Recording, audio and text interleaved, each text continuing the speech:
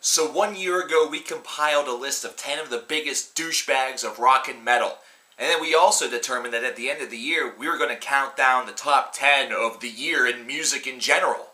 So here we are a year later, and it's time to do something a bit different.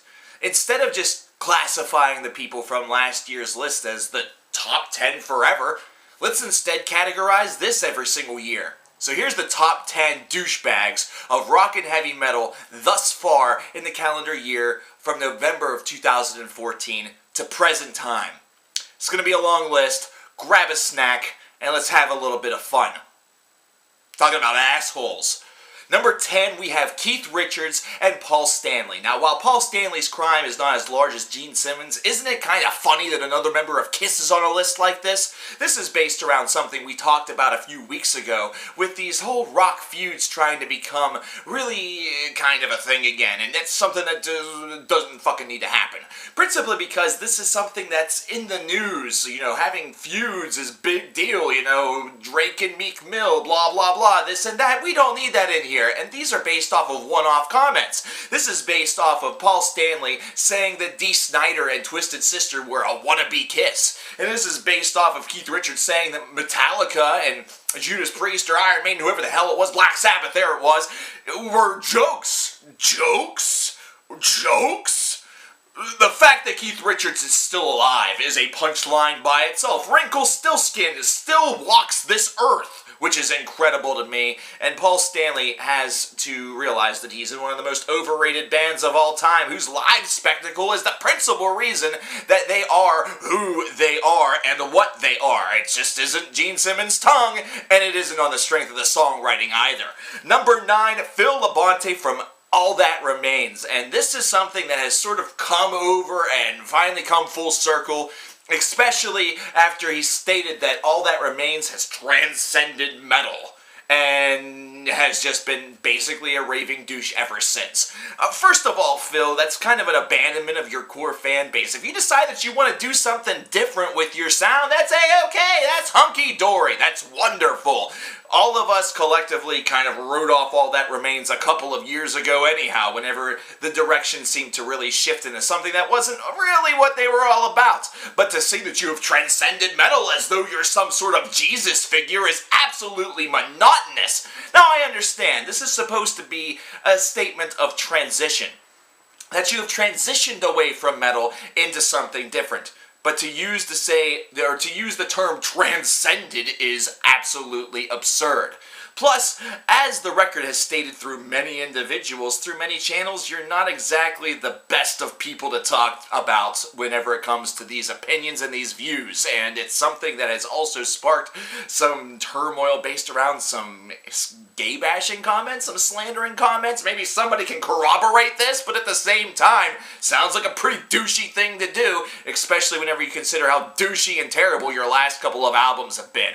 Number 8, Kerry King versus a microphone. You might as well call this Kerry King versus a microphone with Blabbermouth as the referee, and Corey Taylor versus a microphone with Metal Injection as a referee, or Metal Sucks as a referee. This is basically based around the idea that these two individuals get microphones shoved in their face, and it probably pisses them off so much that they give people a soundbite. And then people go apeshit about it, because usually what they say is a little bit fucked up, even if it does have a semblance of truth, like Corey Taylor's thoughts on how a lot of millennials are not willing to look past the current music scene for inspiration, or to really talk about metal's history and metal's past. Kerry King, meanwhile, will talk about Jeff Hammond, he'll talk about Mayhem Festival, he'll talk about how fucking shit sucks, and this is bad, and this is these and those. Metallica doesn't need to release another album, which I kind of agree with him with. But at the same time, it seems as though they have now gotten into this mentality where they are going to constantly have these microphones shoved in their face, so they might as well say something fucked. Might say, how does that make them a douchebag? How does that make them an asshole?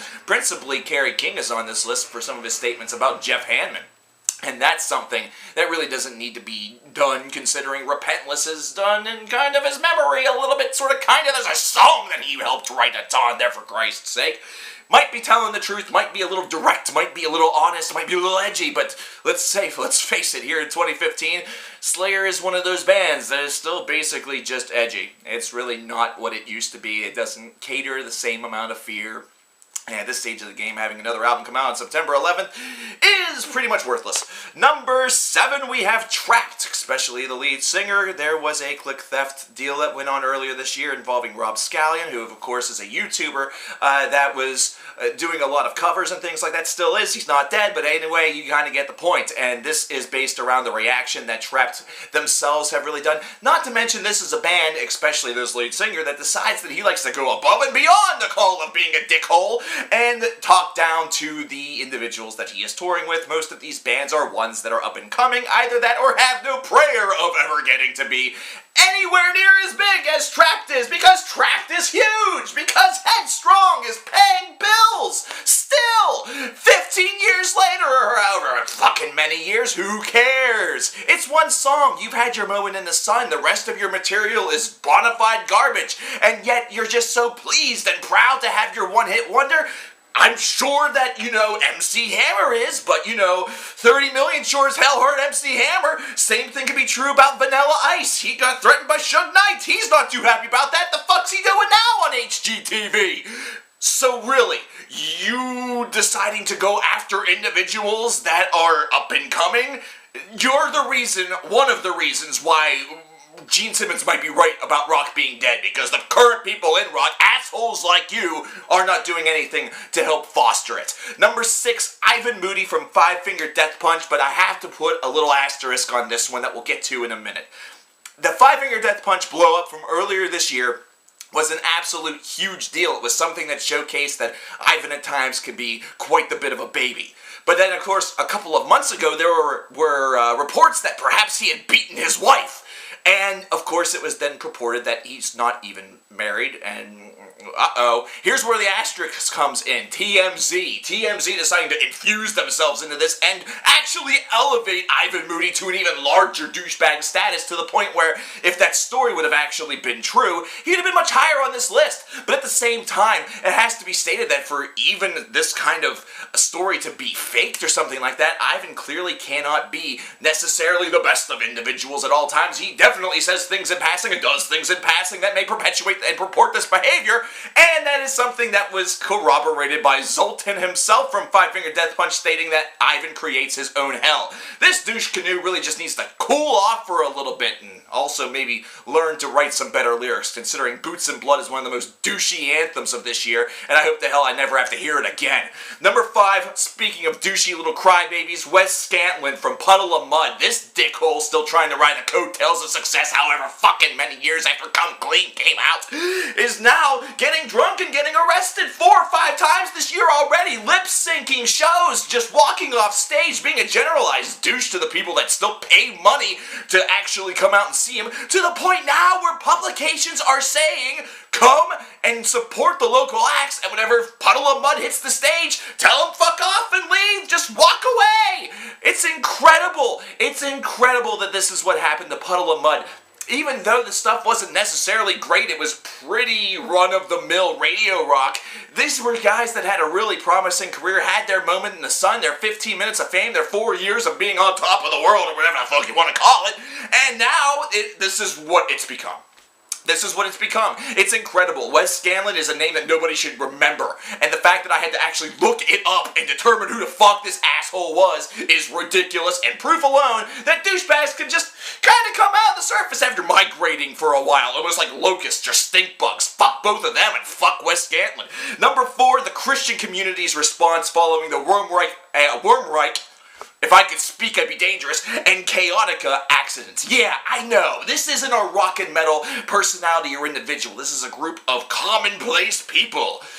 But this is something where this was the douchiest move of the first portion of this year. By far, considering, as Christians, regardless of who people are, regardless of what they do, you are supposed to love one another as Jesus or God has loved you. And the fact that there were many people from this community that decided to say, they got what they deserved by being in this accident, and people dying because they're in a black metal band, because they're in a heavy metal band, because they don't follow the good word of Jesus. Here's the good word of Jesus. One single word. Hypocrite, asshole, jack off, piece of fuck. Kill yourselves. All of you. Considering that is one of the douchiest, most hypocritical moves, and it's the reason why, I have to say this is the reason why so many people are turning away from the faith. That's why it's happening. Because things like this constantly happen. You might say, no, it's just what the media is reporting.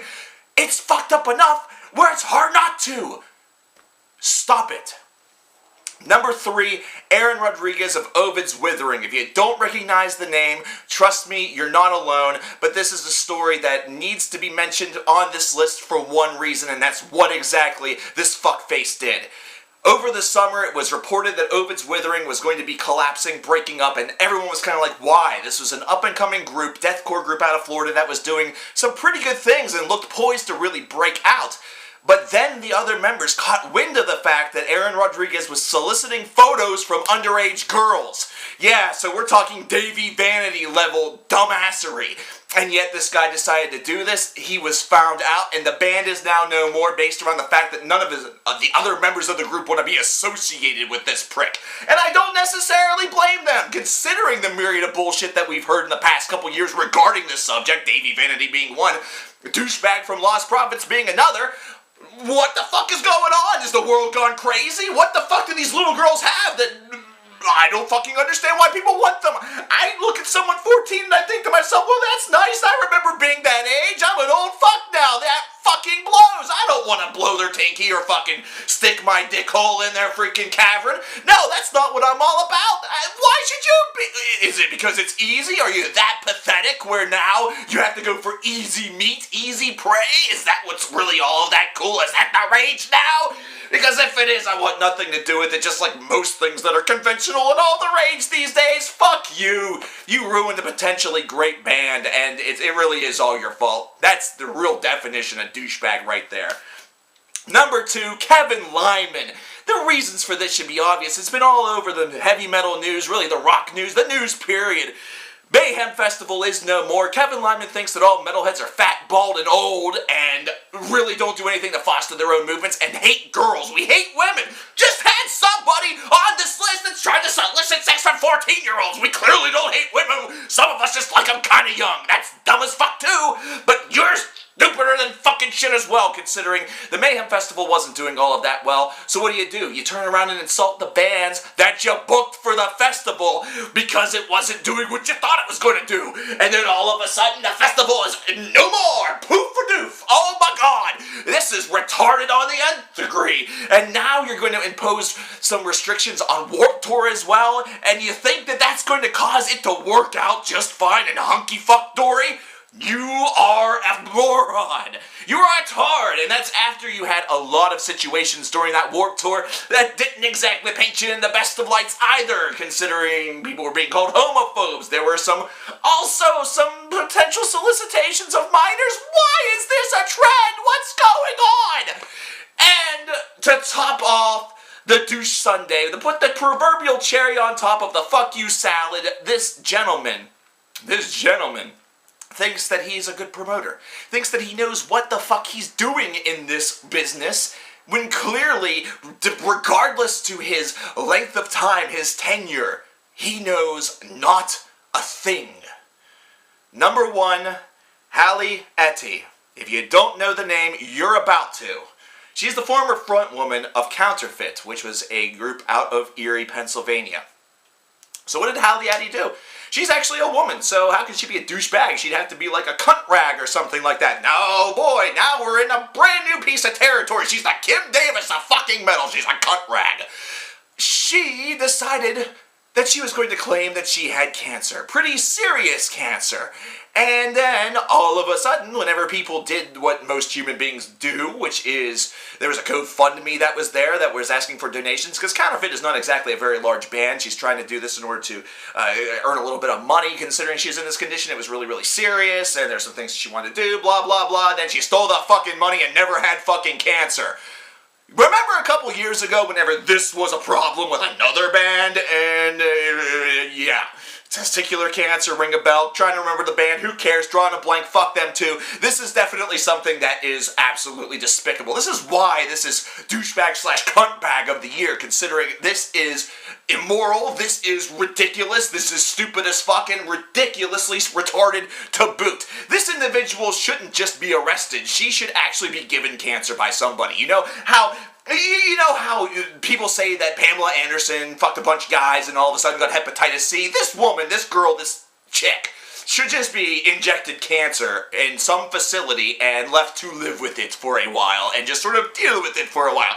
Really go through chemotherapy treatments, really go through a lot of the different things that are associated with this and experience what it's all about and realize that there are people out there that have had cancer, that have died of cancer, that are still fighting cancer valiantly, bravely, and you're going to sit here and fake it. You're going to sit here and fake it for what, $3,000? $3,000? You're fucking ridiculously stupid if you did all this for $3,000. I would have gone for much more than that if I wanted to be an asshole. Guess what? Cover Killer Nation needs a fucking heart. I need $100,000. I'm being sincere. My heart hurts really, really fucking bad. And this is what the doctors told me I need. Send money. Here's my GoFundMe page, fuckers.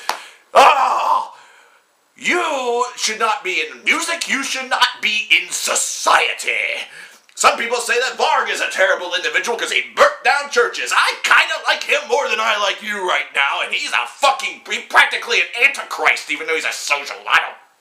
Who cares what he is? I like him better than you. That's all that matters. There you have it, ladies and gentlemen. 10 douchebags of rock and heavy metal here in the calendar year of 2015. People that make me foam at the mouth, scream obscenities at loud, loud volumes, deep in the night. All I can say is that hopefully within the next 12 months people can learn how to not be a complete and total fuckwit. Doubt that'll happen. So next year we'll be here to do it again. I'm Cover Killer Nation, and I'm a douchebag too.